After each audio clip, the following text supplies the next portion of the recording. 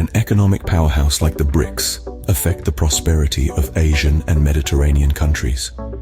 This question is perhaps more relevant today than ever before. First, let's take a step back and delve into the origins of BRICS. The term BRICS stands for Brazil, Russia, India, China, and South Africa. It's not just a curious acronym, but it represents a coalition of 5 major emerging economies. Formed in the first decade of the 21st century, the BRICS was established with a vision to foster mutual benefit among member countries. The idea was to enhance economic, political, and cultural cooperation, thereby creating a sound platform for growth and development. But, as we all know, every action has an equal and opposite reaction, and the creation of BRICS was no exception. The formation of this economic powerhouse has echoed far beyond its member states, significantly impacting the economies and political landscapes of countries in Asia and the Mediterranean region. So how can a group that was formed with such good intentions, based on principles of equality and mutual benefit, cause ripples in other parts of the world? The answer lies in the delicate balance of global economics and politics. When 5 of the most potent emerging economies join forces, it's inevitable that their collective actions will have repercussions on a global scale. These impacts are not always positive, and this is where the crux of our discussion lies. Many Asian and Mediterranean countries have expressed concerns over the influence of the BRICS. They fear that the economic and political strategies employed by the BRICS could potentially undermine their own growth and development. In essence, the formation of BRICS has led to a shift in the global economic and political landscape. This shift, while beneficial for the BRICS nations, has stirred the pot in the Asian and Mediterranean regions. The BRICS, while formed with good intentions, has inadvertently created a wave of uncertainty and apprehension among many countries in these regions. So, we circle back to our opening question.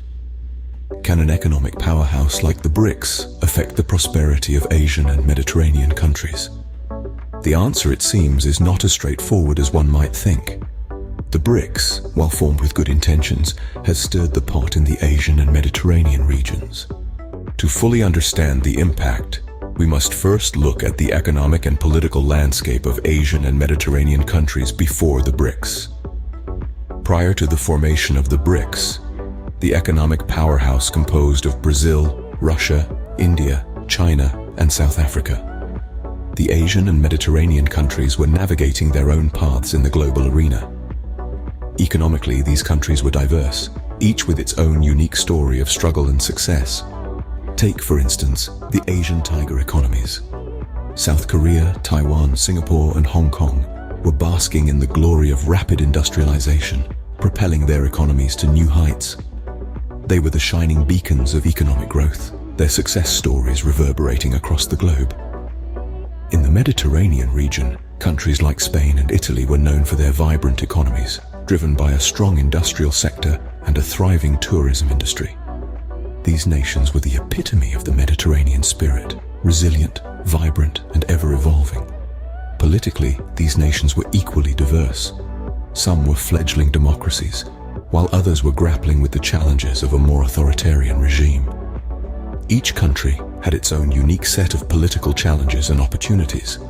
For example, Japan, a stable democracy, was a key player in the global political arena, wielding considerable influence.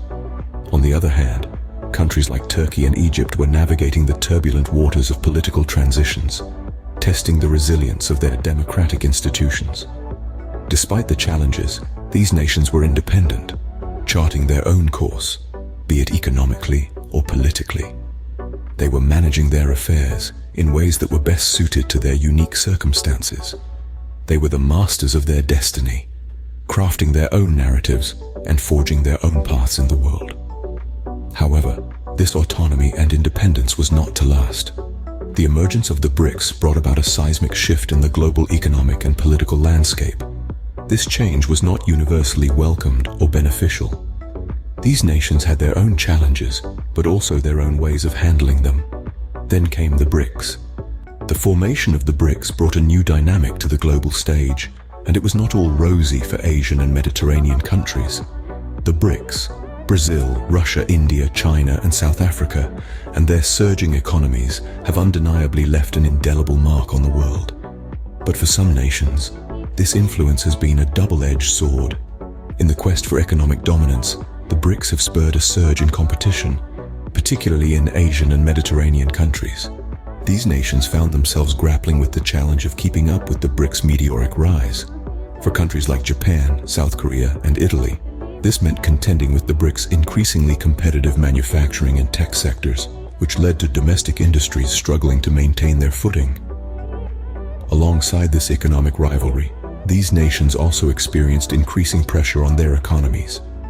The aggressive expansion of BRICS economies led to a shift in global trade dynamics.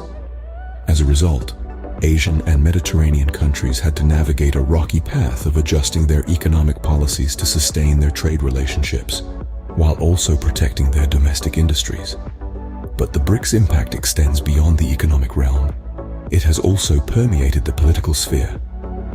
The BRICS nations, with their newfound clout, have been able to wield significant political influence.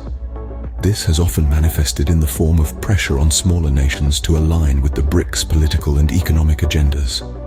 For countries such as Greece, Turkey, and the Philippines, this has meant wrestling with the delicate balancing act of maintaining sovereignty while also accommodating the BRICS' interests. The power dynamics of the BRICS have thus created a complex web of challenges for Asian and Mediterranean nations. While some have managed to navigate these hurdles, others have found themselves at the sharp end of the BRICS' influence. The BRICS has undeniably reshaped the world, but not always for the better in the eyes of these nations. Why do many Asian and Mediterranean countries consider the BRICS as a disadvantage? It's a question that invites exploration into the complexities of international relations and global economics. Let's start with the heightened competition. As the BRICS nations, Brazil, Russia, India, China, and South Africa, grow economically, they increase their demand for resources. This demand often comes at the expense of smaller economies, particularly those in Asia and the Mediterranean region.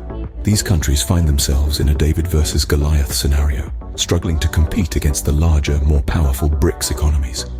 Then comes the economic pressure. This is not just about the competition for resources, but also the impact on global markets. As the BRICS nations become more dominant, their economic decisions have a ripple effect on the global stage. For instance, if China decides to invest heavily in a particular industry, prices worldwide can fluctuate, affecting nations that rely on that industry. It's like a game of dominoes, where the BRICS nations hold the first piece, and the rest of the world anxiously waits to see where it will fall. Lastly, there's the issue of political influence. As the BRICS nations grow in economic strength, they also grow in political power. This power is often used to shape international policies and agreements in their favor, leaving smaller countries feeling sidelined. The geopolitical balance is shifting, and not everyone is comfortable with the new order. But it's important to remember that this isn't a one-sided story. The BRICS nations have their own struggles, their own challenges, and many of these challenges, like poverty and inequality, are the very issues that the BRICS was created to address. So why do many Asian and Mediterranean countries consider the BRICS as a disadvantage? The answer lies in the increased competition, economic pressure, and political influence. It's a complex situation, demanding nuanced understanding and careful navigation. The BRICS, while heralded as a beacon of cooperation among emerging economies, casts a long shadow on these nations. The chessboard of international relations is constantly evolving, and for these countries, the BRICS is both a player and a game changer. So, is the BRICS a friend or a foe to Asian and Mediterranean countries? This question has been the central theme of our discussion today. Throughout our exploration, we've delved into the BRICS impact, what life was like before the BRICS, and the changes that ensued after its establishment. We've also taken a hard look at the negative impacts certain countries experienced and continue to experience. The BRICS, an association of 5 major emerging national economies, Brazil, Russia, India, China, and South Africa, was intended to be a force for economic advancement, and indeed, it has brought about significant economic growth and opportunities for its member countries. However, the ripples of this growth have not been evenly distributed, and for some, it has meant more challenges than benefits. In the complex world of international economics and politics, there's rarely a clear-cut answer. The BRICS, like any other economic and political entity, is a mixed bag of advantages and disadvantages. It's not a one-size-fits-all solution to economic challenges and can even exacerbate existing ones in certain contexts. For many Asian and Mediterranean countries, the disadvantages seem to outweigh the benefits.